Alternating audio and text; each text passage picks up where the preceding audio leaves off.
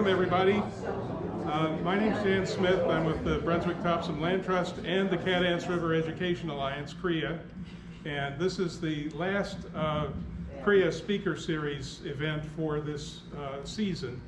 Our planners are hard at work and will be working out a schedule for September through next spring. And so stay tuned for those announcements as they come up. This is CREA's 25th anniversary year and also Brunswick-Topsham Land Trust's 40th anniversary year. So both organizations have merged now, and they will both continue to bring you the kind of education, programming, agricultural experiences, and so on that they have done so well for so many years.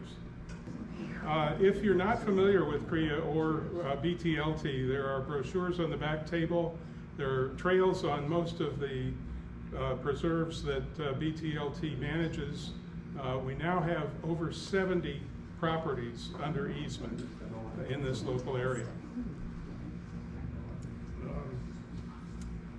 Our speakers tonight are some fantastic people.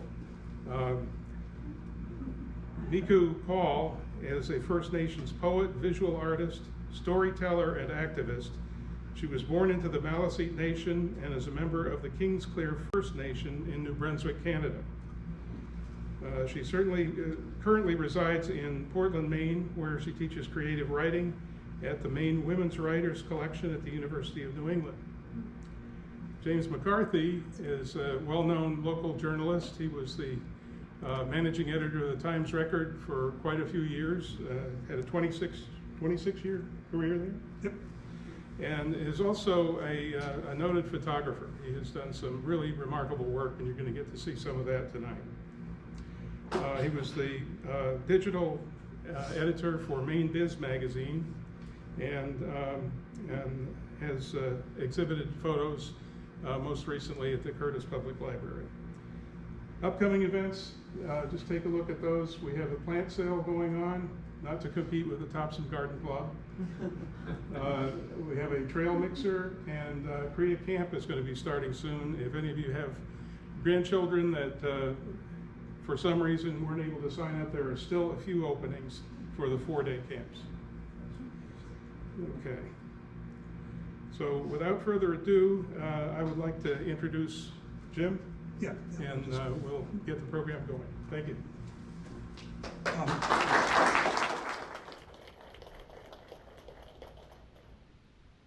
So just a note of explanation. We're going to start with some flute music by an Eastern Woodlands indigenous person named Hawk Henrys.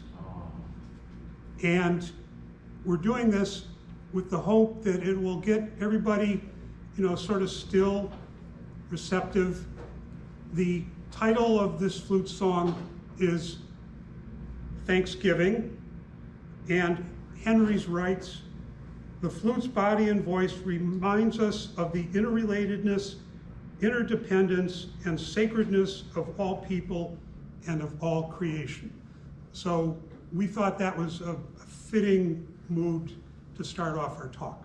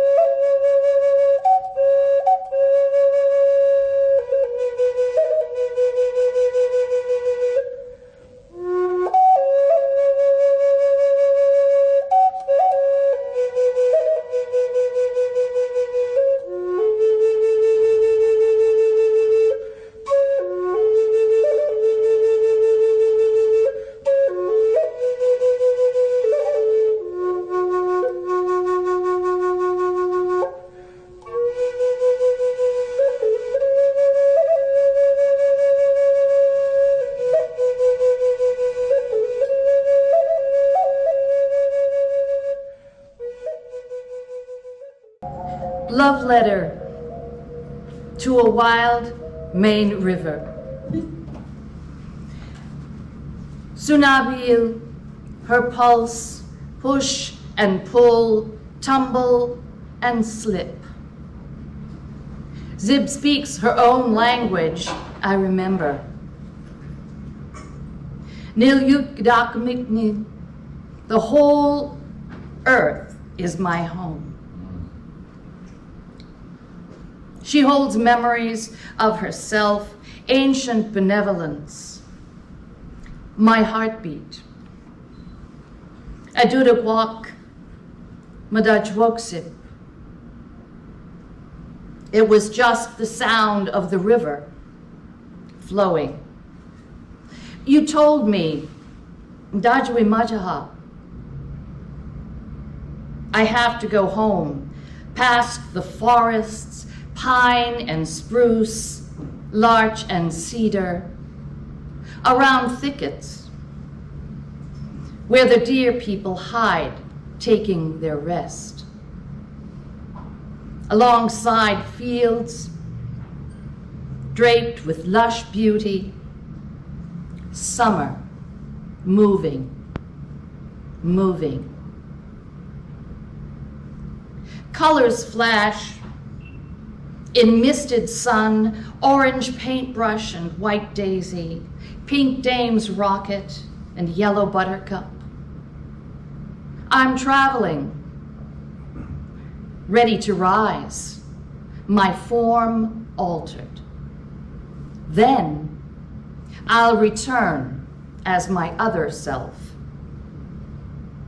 Gamiawan, rain. Gamiawanukek biligisus. The new moon brings rain. Water is a holy thing. This knowing is the reason I pray for you, Zib. This knowing is the reason I love you. Your blue wildness, the life you carry, how you sing and whisper secrets to the stars, to the dawn, how you dream with us inside dark, bubbling currents, then burst forth in playful sunlight. Samakwan Gamiawan Zib. Water, rain, river. Your silver shawls ripple and float down from brother sky, over the skin of the mother. Wet sparkle caress, touch and glimmer. I feel a thirst and beg your forgiveness. Our sins shadow your bright self. And still you strive. Life to all, offering without end. Hope.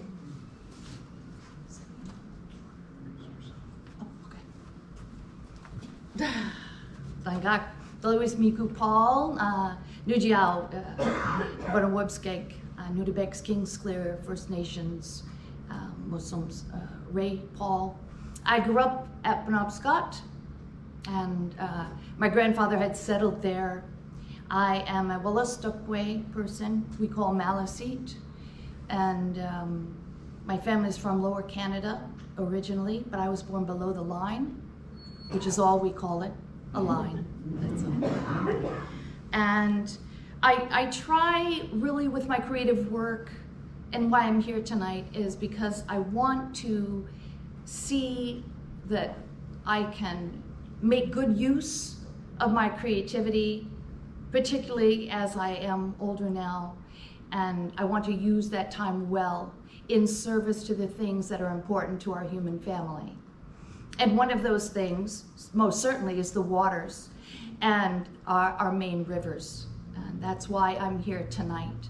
I spent much of my life working in early childhood with a background in human development, and later life I became a professional writer, and I've always been a visual artist.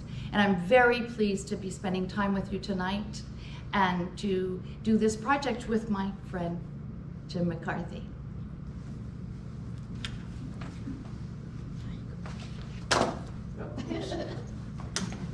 Thank you.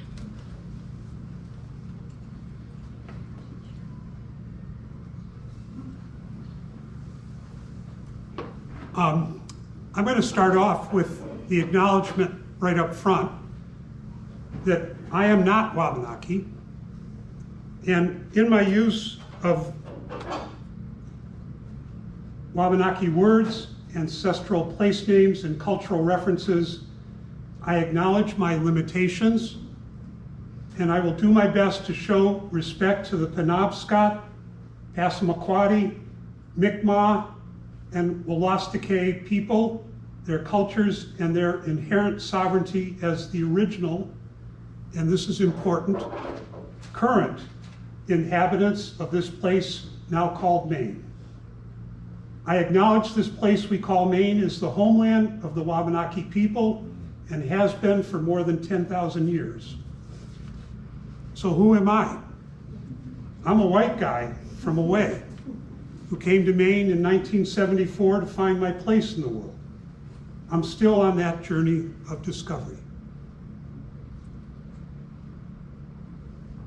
I came here with two guiding principles: know your watershed and find your place, stake yourself to it, and defend it against all threats. Thank you, Gary Snyder, someone I've been reading since high school. But, you know, having those principles in mind doesn't mean that I arrived here and instantly I'm enlightened. Sad to say, I had no real knowledge of even the immediate watersheds of where I was living. I was a construction laborer working at the International Paper Company in 75 and 76, so there's some karma there. And I remember seeing these brownish kind of cloud things floating down the river, foam that was obviously wastewater contaminants. And then a while later, in the late 80s, early 90s, I found myself on the Kennebec working in the Bath Bureau of the Times Record. And in the wintertime, I'd see ice flows going up the river with gulls on them. And a couple of hours later, ice flows with gulls on them going downriver. Realization, it's a tidal river. But I would have to say that for me, the real turning point was an opportunity, an invitation to go to a conference on Indian Island, February 1st, 2001. And the theme of the conference was bringing rivers back to the people. And if you might remember, the Penobscot Nation and the Passamaquoddy tribes were in a legal battle with the state. I won't go into the details, but it was very much part of the all-day event there. And Barry Dana, then the chief of the Penobscot Nation, took us on a journey of his watershed. And he started off, there's a small stream that comes off the side of Katahdin. Its water is crystal pure, drinkable from the cup of one's hands. He takes us, and I won't read all this, but he took us literally step, stream by stream, river by river, all the way to Indian Island, and noting each of the locations where there was a dam or a mill, a source of pollution, and he brings us to the here and now of the river and its impact on the people whose name is taken from the river or vice versa. He said, "The river that shares the name of my people, whose waters my great-grandfather had been able to drink, swim, and fish in, the river my people hold dear to our hearts, our birthright, is too polluted for our people to do as our ancestors had done." So that's the injustice, he said. And that injustice still exists today. Some of you, if you follow the news, might know that the Juniper Ridge landfill is expanding. It's already leaching PFAS into the river, and the Penobscot Nation and some of the downstream towns have a lawsuit against that. So what you'll be seeing are my effort from the last 4 years to use Wabanaki place names to deepen my understanding of this place called Maine. I recommend, I won't read the full quote, but Keith Batho's Wisdom Sits in Places introduces the notion that these place names are little seeds of wisdom. And another source, which is on the table over here, thanks to Gary Lawless, Fanny Hardy Ekstrom, who wrote a book of place names that to this day is still cited by language keepers and tribal historians. The key insight that I got from her is many of the place names are from the perspective of a canoeist paddling upriver. So I kept that in mind. You begin where you are. So here we are on what is now called Androscoggin, and I learned from Fanny Hardy Ekstrom that its ancestral name was Presumpscot, meaning long rocky rapids part. Now I wasn't wanting to do just like a bird watcher and go check, it's on my life list, go on to someplace else. So I would, in every season, different times a year, different times a day, test that word against the reality of the river. So here are some scenes, both upriver and downriver, of the hydro dam that's there. I won't read the deposition of Mihku Paul, but it's important because it does in fact give us several of the place names of his homeland prior to when he gave the deposition in 1793. And I really encourage you to check it out at the Maine Historical Society and actually read it aloud, read it to yourself, and hear that human voice. So here's a guy served in the American Revolution, being called upon to settle a legal dispute between the Massachusetts Bay Colony and the Presumpscot claim. So in a sense, he's being called upon to kind of put another nail in the colonization of this area. But if you read the document, you will understand the people who were here and the places that they named that were important to them. And again, I'll just let you read it up there. Otherwise, I'll get bogged down. And I've got Mihku standing over me. But I think if you look at these place names, a duck gathering place, Long Rocky Rapids part, food preserving place Falls, a fishery, Rockamacook, a place where they hoed corn, and the largest falls, which is now called Rumford, derived from the name Pennacook, which is where the current tumbles downward. Before we leave Presumpscot, I just want to leave you with this image. You'll see gulls, and this is the time of year this is happening. Cormorants show up first. They all are patiently waiting on the rocks, looking for the fish. So cormorants, fish. That's part of what I've learned. The gulls will also take part, but if you think about it, the very reasons why the birds are there now are the very reasons that the ancestral Wabanaki were here long before the colonists showed up to dispossess them and move them away. So I just leave you with the question, why is it that here I've lived in Brunswick 30 years. I have no true knowledge of what was the name of the village that we know from Father Rail had been located right there at the falls. It's a kind of erasure. He gave it a name saying the place where they dried fish. I haven't corroborated that, so that's just a asterisk against that. But so this is an image that in some ways the river herring, the fish that are blocked by the hydro dam, the birds that hunt those fish, all of these are reminders that for the ancestral Wabanaki, this was an important place and I'm going to choose not to forget it. Just a quick note, Brunswick-Topsham Hydro Dam is up for relicensing. The fish passage really hasn't worked well for 45 years. Now is the time to add your voices to ask, at the very least, if not to tear down the dam entirely, to improve that fish ladder. These are the places that Perry Pohl named. And if you think of it, each one of those falls, which were important places for food, sustenance, maybe a village, are now dammed and producing hydropower, but they are in fact impediments for the natural flow of the river and the natural upward migration of the fish. Lisbon Falls, a dam ironically named after a Sagama Warumbo. Help me, how do you pronounce that? I gotta see it. Amit Ganpantuk? Yeah, Amit,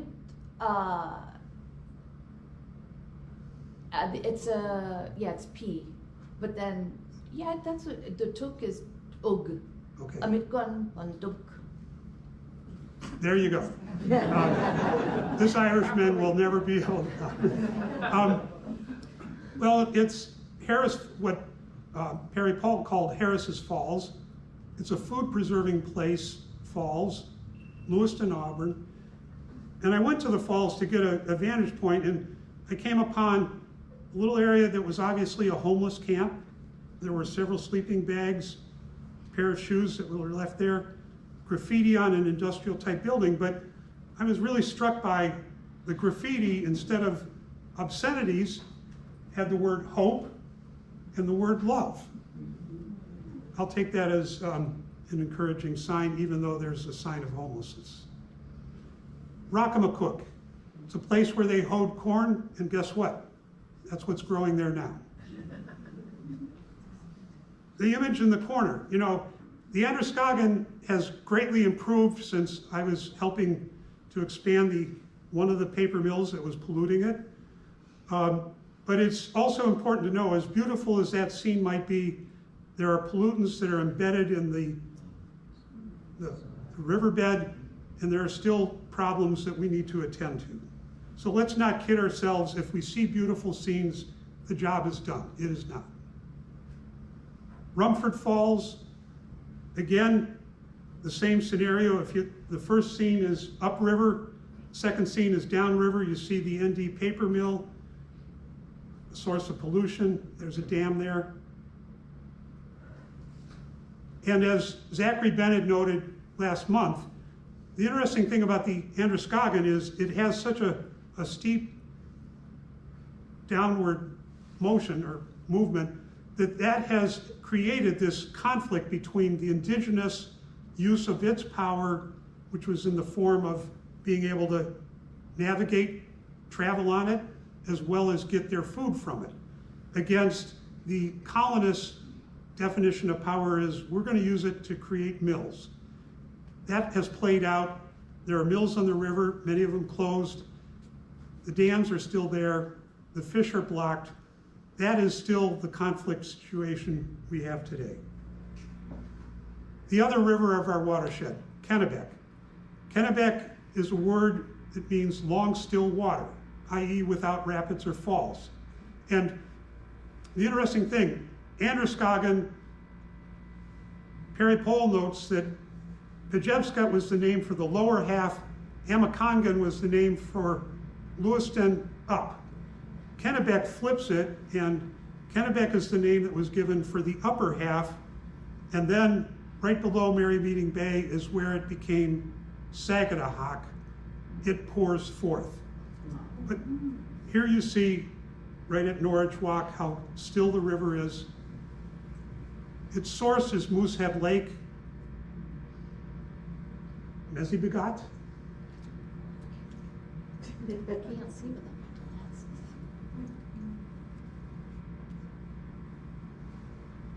The T is D.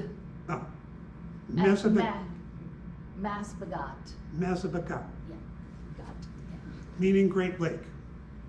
It's the largest lake in Maine. It's a beautiful lake, and if you haven't been there, it's certainly worth the visit. Kineo, prominent landmark at the lake. It's a source of rhyolite, which was a very hard, sharp rock, and it was used to make arrowheads, hatchets, chisels, highly sought after by the Wabanaki, and in fact, tribes throughout New England and further south. It's also where the Wabanaki culture hero, Gluskabe, begins his hunt of a giant magic moose, and that hunt takes him to the lower Penobscot River and Penobscot Bay. So those stories, in fact, are evidence that the Passamaquoddy or Penobscot, which have these discrete little reservations, that's not where they lived. They lived all throughout Maine, and the stories tell that. Gluskabe does eventually kill that moose. He returns to what we call Moosehead to eat it. He overturns the kettle, and that's how Kineo came into being. Norwich Walk, where Swiftwater descends.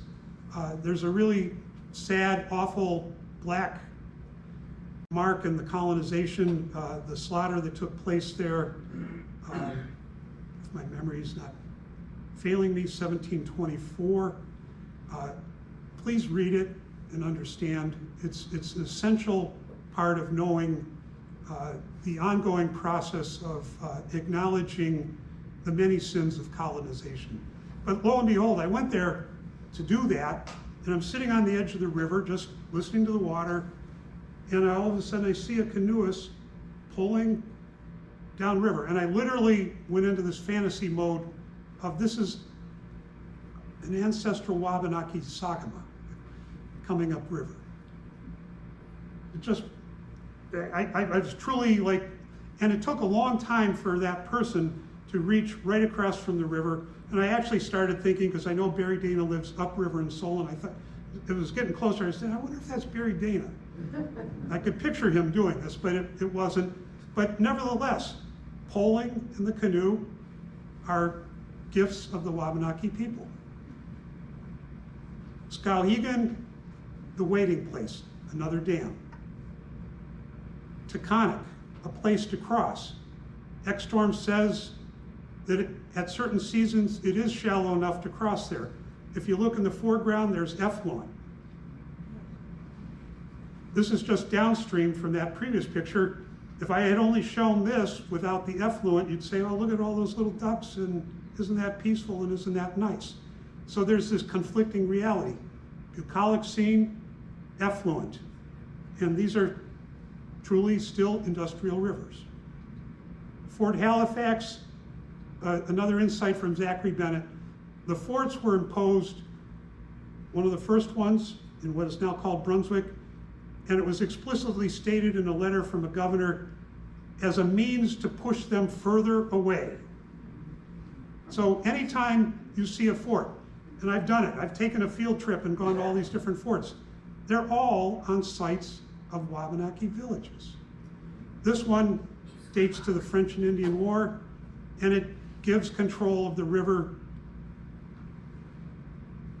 as does the fort in what was then called Cushnock, where the river's current overpowers the incoming tide. Fort Western. From the high elevation, the fort commanded the river for more than a mile. How convenient to have a cannon to be able to visualize that. One of my favorite places, Swango. We call it Swan Island, Island of Eagles. This was one of the 19 communities that the Times Record covered. We all wondered, what was the 19th community? And we learned it was Perkins Township. And if anybody knows there, it's long been sort of a ghost town. But we claimed it as one of our 19 communities.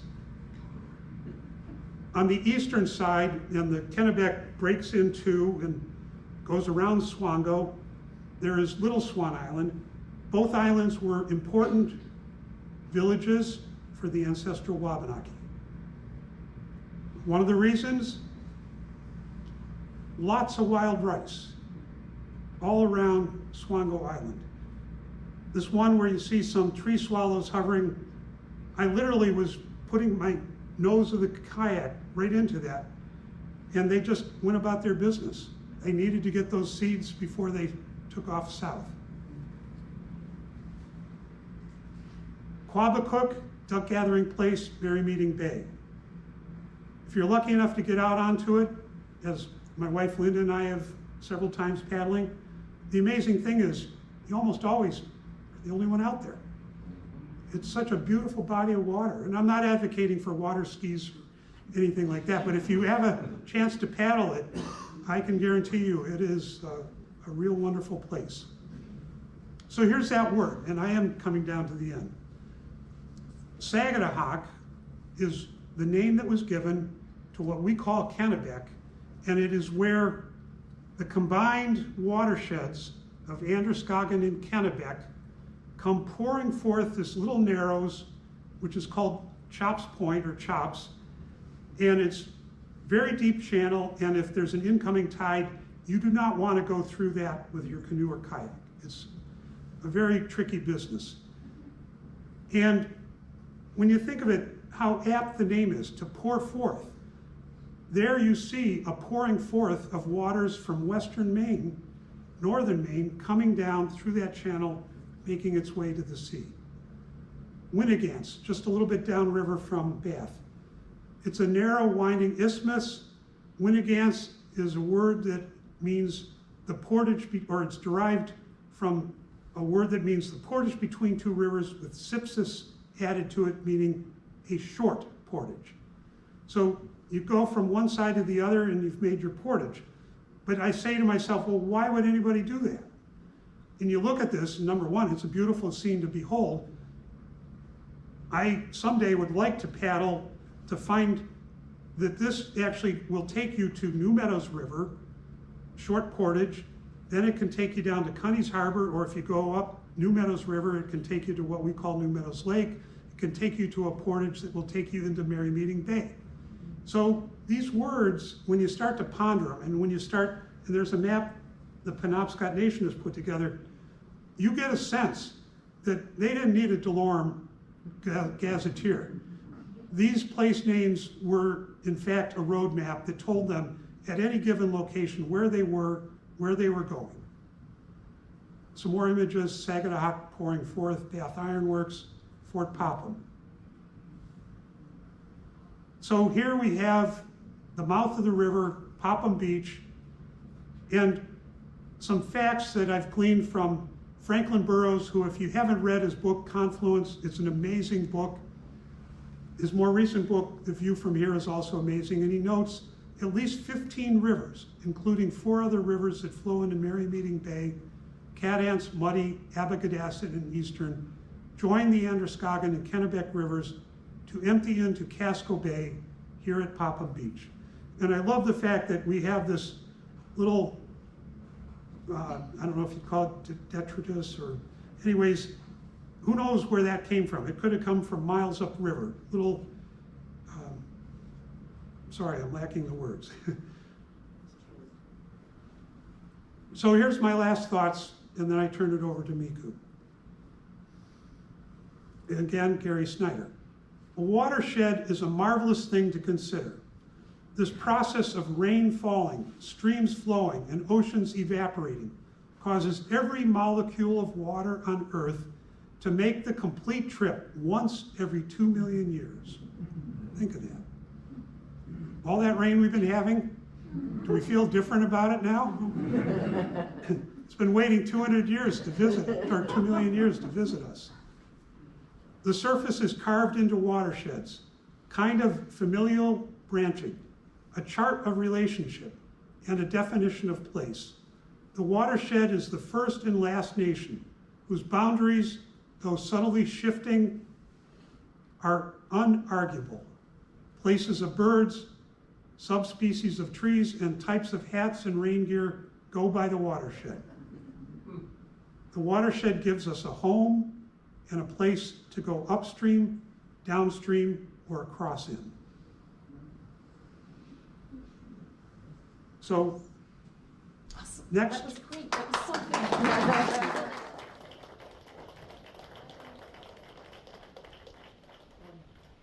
So show you how you can. Oh yeah. I forgot about So, for each slide, you just hit that one, that. All right, and then you can talk about it. very good. All right, okay. And if you need help, I can. Yep. I'm going to take a moment this evening to talk with you about something that's important. I mean, it's all important, but this is my important piece. In recent years, elders around New England have been talking about what we're all facing. There are two important things that I want to highlight. One is a phrase called entering the narrows. And I think a lot of us, if you spend time outside, you know the rivers and so forth, you know what it means to enter the narrows, right? We're all entering the narrows right now. So we know that we are faced with a time of increased pressure, increased possibly danger. Things are going to speed up. There may be people who don't make it through to the other side. So holding that awareness is one of the things that's going to help us to move through that period in human history in hopefully a good way, something productive, something involving survival, which I think we all want. The other piece is something called Enwabmunk, which is a term coined by a Mi'kmaq elder. And this term, some of you here, I know you may have heard it before, it's called two-eyed seeing. So for a very long time, my people and your people have been moving forward in human history sort of parallel. Part of that separation, I think, is a result of the legacy of colonization, and some of it is oppression, some of it has to do with around trust and frameworks that continue to exist today that prevent us from working effectively and respectfully and lovingly with each other. So two-eyed seeing is part of what we're doing this evening, right? Jim and I are presenting something to you through that lens of two-eyed seeing, coming together with our perspectives and noting where they intersect and underscoring the importance of working together toward mutual solutions for our good future, right? This is a thing. And we know that the waters are in trouble. So when Jim asked me to be here, I said, yes, I will do that, because if I can do one thing that will help someone be more mindful about the waters, then I'm going to do it. And the waters aren't just the rivers and the lakes and the streams. We know Maine is water rich. We are so blessed this way. But if you do a tiny bit of research, you'll find that our Maine rivers are in terrible condition. It's heartbreaking, actually. And Jim did touch on that. Now, so many of our Wabanaki cousins, those communities have vanished, but Wabanaki people are still here. Many moved to Vermont. But those lesser watersheds oftentimes were Wabanaki communities. So when you see the name for a river and you think about that watershed region, that was a smaller community, a community that it was either wiped out from disease or squeezed between warfare with the Iroquois people and the French and Indian War and so forth. People just sort of gave up and dispersed, those that were still living.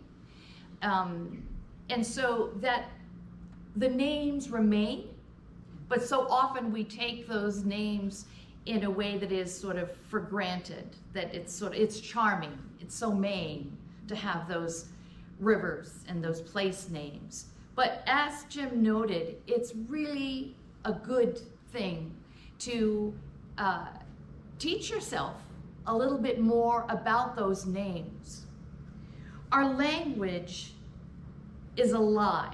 It did not develop in the same way as, for example, the Romance languages. I speak some Spanish, I speak some Portuguese. You know, there are sort of similarities in there in how you create your sentence and the syntax and conjugating verbs. Our language is alive, and it's loaded with verbs. So for example, tonight this afternoon I was prepping some of our presentation, and we end with a word, and there's path, and I nearly lost my mind because I found after about 12 ways to say path, I gave up. I had to choose like which fits the right way, because we don't use language in a static way, and that very much reflects the living planet, right, and our living systems that we're in relationship to. So when we use something descriptively, it's often the salient features of the landscape that become universal, right, to the human family. Because everybody knows that if you travel for one moon, it's a month. And if you travel toward where the sun sets, that's west. But everybody can see the sun, right? Everybody might not use a compass or know that's west. But we know where those places are because we can universally understand those salient features. And that matters. And also, everything is contextual, and we have no pronouns, which is pretty nice. Everything, you understand that through the interaction, which pronoun is appropriate to use. So the example I typically give children is, we do not say the white door, which feels very static, right? We would say something akin to, that door over there in that place is being white right now.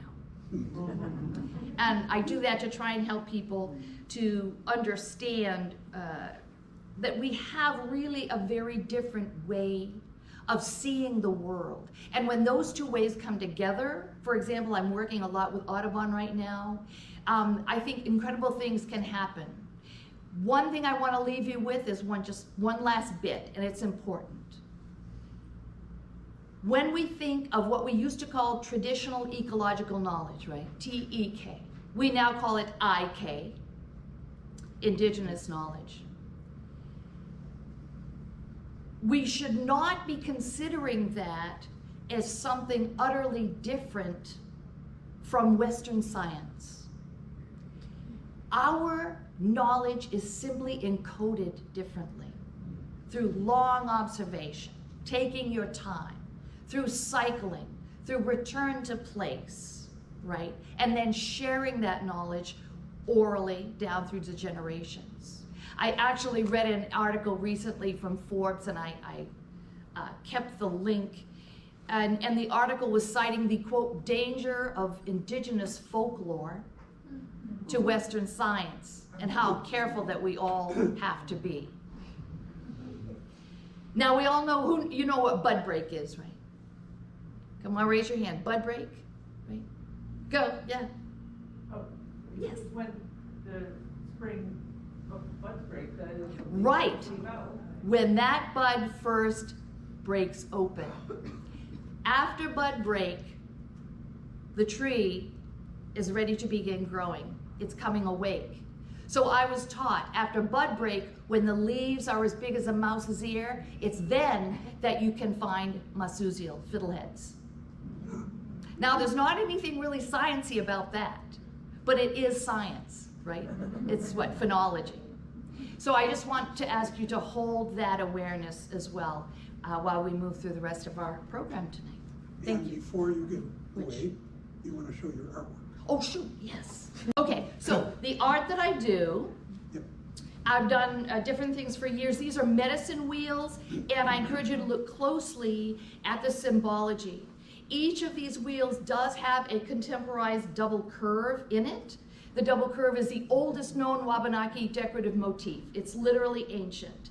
This that you're looking at now has the Gallic rose, which is actually something that came here with the settlers. It's the beautiful Maine beach rose that we know of, right? But we've always had a syncretic relationship with things that we encounter. We're not static. We don't stay the same, and so if we're not the same, that doesn't mean that we're not true to ourselves. We're still indigenous. The rose now, I go to Lubec every September and gather the rose hips from this, because Lubec Town Beach, I found, is the best place to get rose hips to process for food. These rose hips, when processed appropriately dried, sometimes I make winter candy or fruit leather, they have 20 times the amount of vitamin C. So that's a nice example of that syncretic relationship. And of course, the 4 directions are really very important, right? Because they're all inclusive, and we have 4 cycles to our lives, and we have 4 seasons, on the mother, at least here in Maine we do. There. Oh, and this one was made actually at Schoodic when I was with Wabanaki writers and the students. If you look very closely there, you will see some rose hips and some crow feathers and also some lightning, because we had a terrible lightning thunderstorm that year when we were up there. But it was a very beautiful, special time spent with the kids, encouraging them to begin and have confidence in writing down some of their own thoughts, writing short poems, journaling, and so forth, because it's very healing. This is, and we'll have this in our next segment, this is also another double curve that I created, I think for the STEM posters that Zoe Chialfi and I made for Portland Public Schools and Web Studies Redux. If you look in the center, you'll see a plant there. Botanicals figure very strongly in our art. We often created symbols and images of what we saw around us. That was our idea of beauty, and so that is a dogwood in there. This is an abstract piece that I did when I was thinking a lot about seeds and reproduction, and I work a lot with color. Color is very important to me. I think this particular painting was given to Speedwell Gallery for an auction. So I often do use my art in service of causes. I donated another painting years ago to the River Justice fight when we were working very hard to insist that the Clean Water Act adhere in Maine, at least around Benowobsky, to the federal standards. We lost that fight. I don't think that, oh, there is another one, you're right. I don't remember what I saw. So this one, I think, this is an oldie. This is She Gathers Together Sweetgrass in the Sun. And you can locate the contemporized double curve if you look at that there. And this was a large painting that I actually donated many years ago to the Sierra Club. So you will find it's very common for Wabanaki people to be creative in their lives. That is a continuance of our life ways. We don't say, well, I do this one thing in this job and that's all I do. We have always used the materials that are available to us and always kind of engaged with our own creative selves in creating things that we could use. For example, if it's a bowl, it's going to be used, but it's also going to be the most beautiful bowl that we can make. Now, one last thing about the language is that we do have animate and inanimate words, and you would think a bowl is an object, right? It's the thing in Western eyes, so it would be inanimate, but it is not. In our language, a bowl is animate because it carries. Thank you.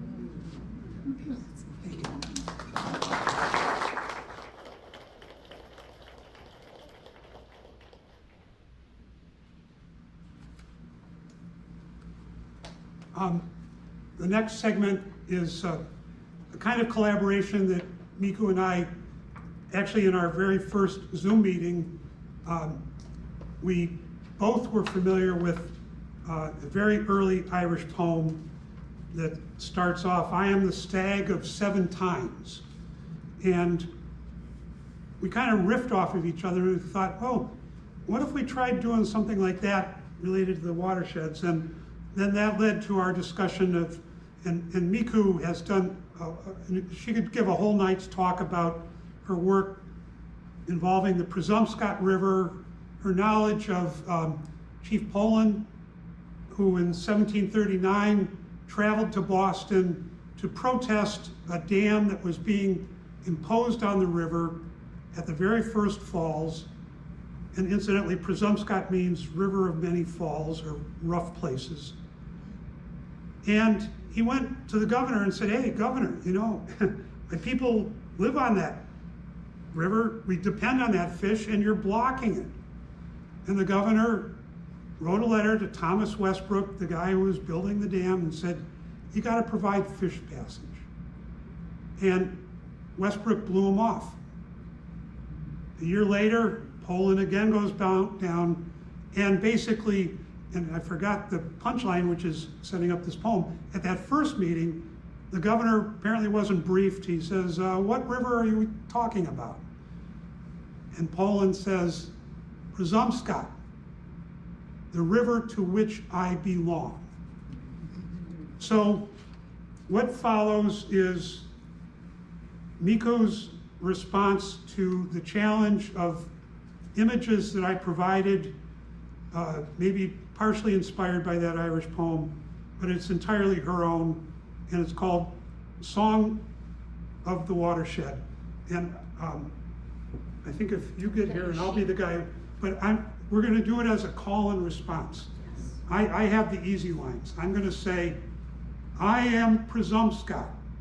River of many falls, many rough places, primordial blue witness, a story that comes alive each spring. Maine's first pulp mill, Maine's first hydroelectric project, Maine's largest gunpowder mill, first dam, 1735, Presumpscot Falls. Zip, alute, river, it runs thus. Oops.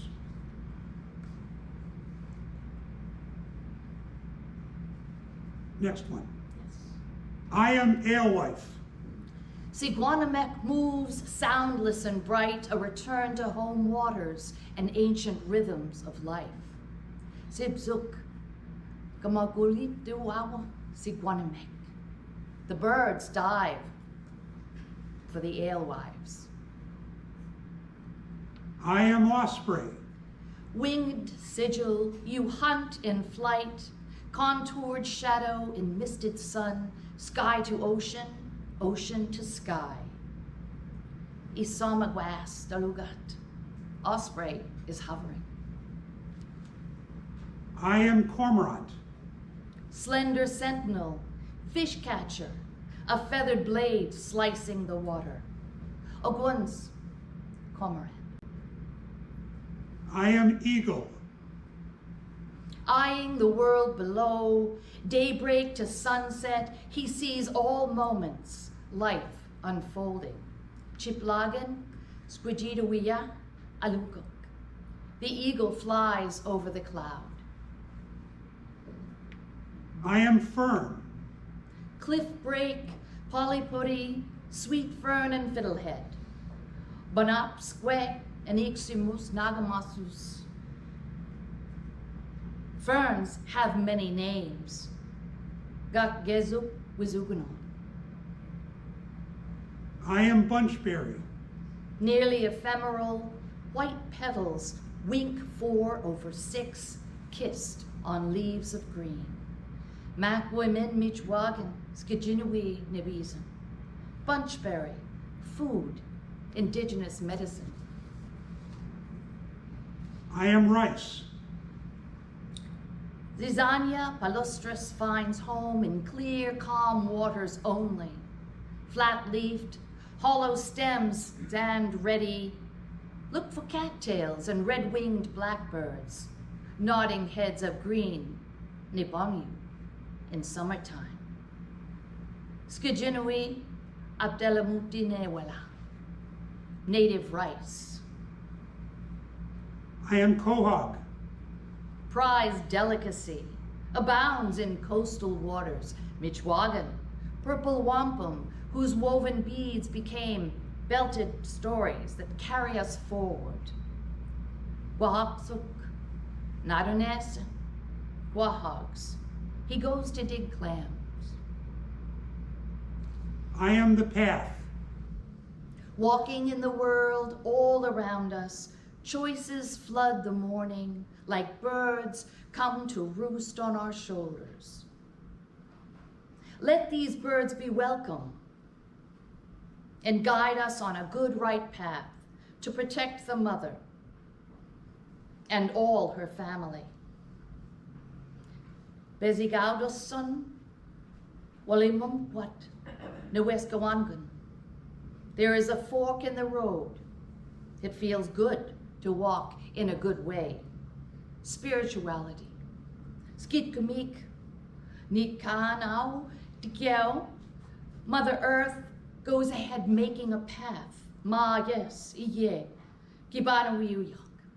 Mother Earth. She did not give up.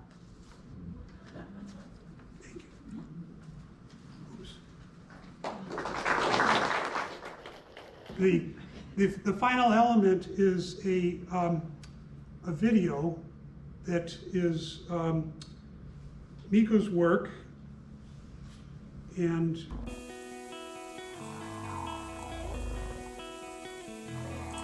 when the whale spoke, there was no answer but the howling of the hurricane, spinning above the great blue, collecting itself to shape water into sky legs that walked the land like a righteous Templar with singular intent.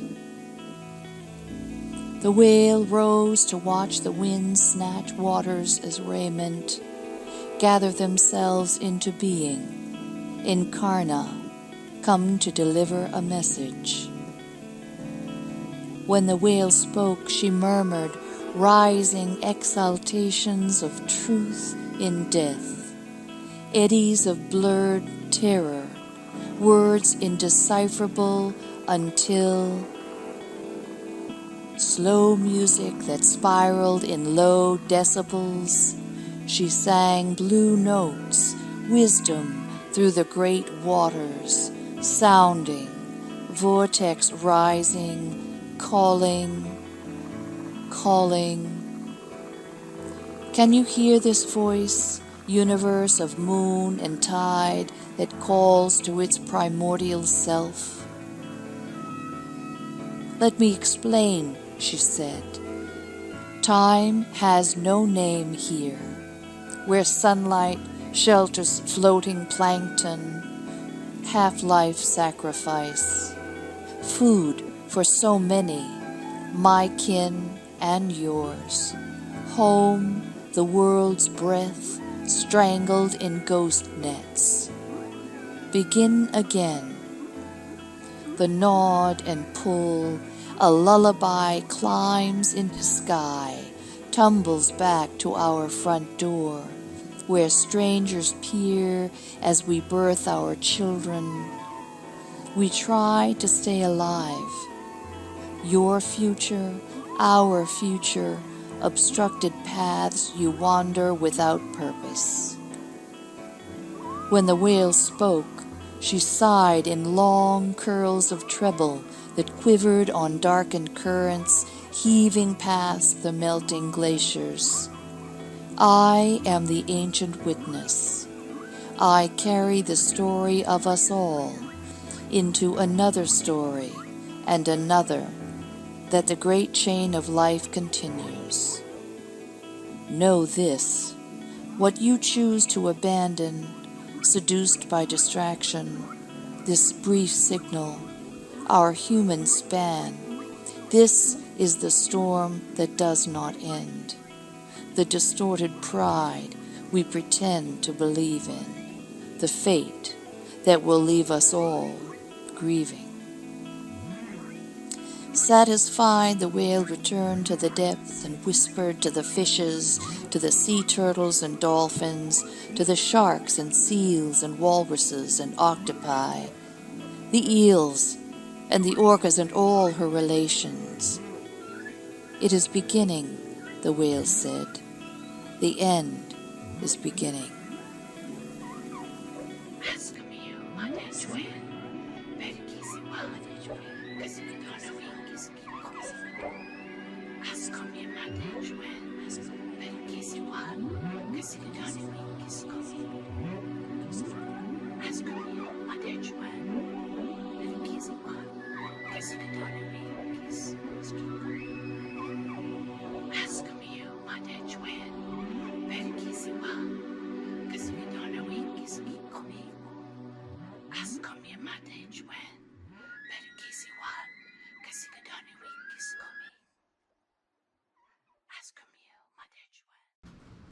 So that ends the formal part of our presentation. We do have a little time left, and we very much would be interested in hearing from all of you, or some of you. We have to keep it.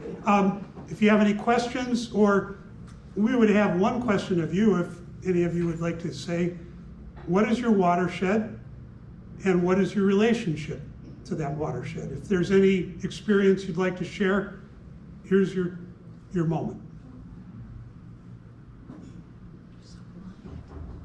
Hiding in the back, Gary Lawless. Oh. Wait a minute, you just called me out. So what's your watershed? I live in the Androscoggin Lake watershed that flows down to Kennebec Point, home to loons and ospreys and eagles, and I've lived there with Beth since 1986, but Jim kept referring to Gary Snyder. I grew up in Maine, but to learn about watersheds, I actually hitchhiked to California and lived with Gary Snyder for a year and came back excited about watersheds and bioregional and decided to, like he said, find a place and stay there. So Beth and I opened a bookstore named after our larger watershed, the Gulf of Maine, which is our watershed.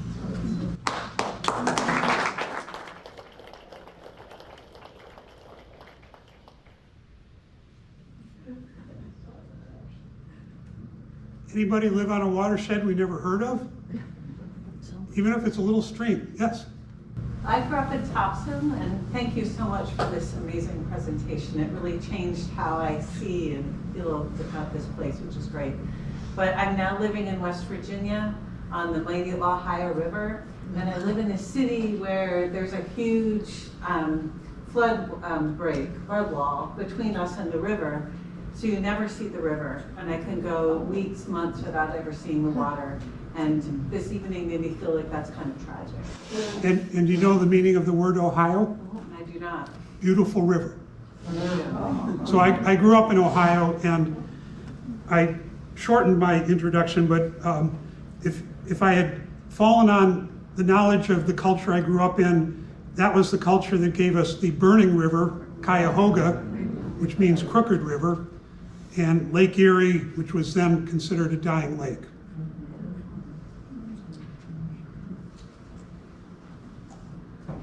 Yes.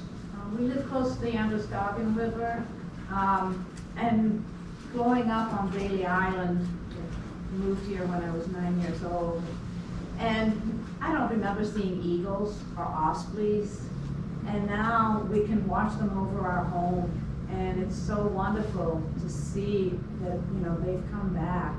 I read Silent Spring in high school, and boy, was that quite impactful.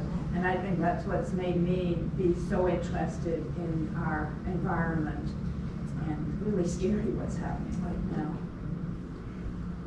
Mother Earth is resilient if we give her a break and stop this unrelenting pressure of destruction, as your story shows. Despite so many of the problems with our watersheds, there are other bright spots. I live on Peaks Island and always make an effort to get to Mill Stream, which flows through Westbrook and eventually empties into the Presumpscot a couple of miles before the Presumpscot, then empties into Casco Bay. And that creek or stream is just a marvel, because after one of the dams was taken out about 10 or 15 years ago in the lower Presumpscot, alewives have returned to that stream, and they make their way up to Highland Lake. And it's just a sight, because it's a small stream, and the alewives really flood through there right now, actually, as they make their way up. Thank you, Chuck. Yes. Yeah, my name is Heidi Biertaler, and I believe that I'm from the Merrymeeting Bay area. Is that right? If I live in Freeport? No. I don't think you'd be part of this watershed, but there would be Harrisicot River. Okay, that is. that's probably it then. But my question has to do with if we're all being so,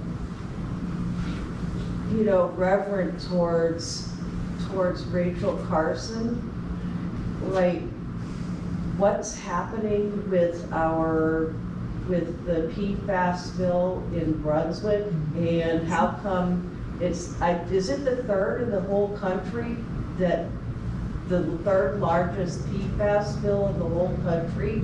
Yes. Yes, thank you for bringing that up. I mean, You know, what you're identifying what is, to help bring awareness to that so that people aren't suffering that way from this. we cannot rest on the laurels of Rachel Carson or Edmund Muskie or any of the successes, because the pressures are relentless, ongoing, and every one of these rivers that, there's some beautiful images up there, they remain polluted. The Penobscot River, I had mentioned earlier, you know, PFAs are leaching into it. We have PFAs leaching into the Androscoggin River from the big spill. So what that means is, for all of us, there's work to be done. And, you know, I'm the first to admit, politics is one of the least favorite things I want to get involved in, but it's how things get done. The Trump administration right now, EPA, has rolled back PFA standards. They're removing language related to PFAs from documents. You know, we have a big problem down in Washington, but we also have our own problems here in Maine, and in some ways those are the manageable problems. You can talk to your legislator. They still respond to phone calls. Do a keyword search, PFAS bills, Maine, find out what the legislative numbers are.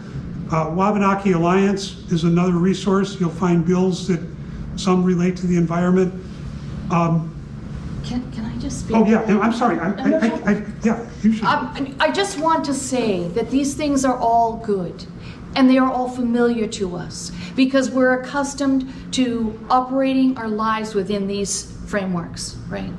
But every single thing, small or large, that you can do to protect the waters matters. One of the things I do is I work with children a lot. If you have grandchildren or great-grandchildren, find ways to foster in them a respect for our natural systems, a respect for the waters, a respect for the fact that water is very life-giving, even if that means showing your appreciation when you pour yourself a glass of water, even if that means taking a shorter shower.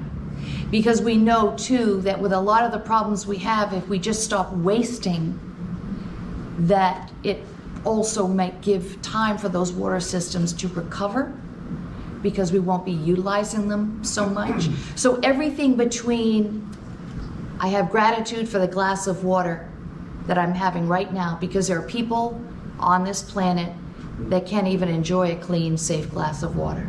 Everything on up to write your legislator.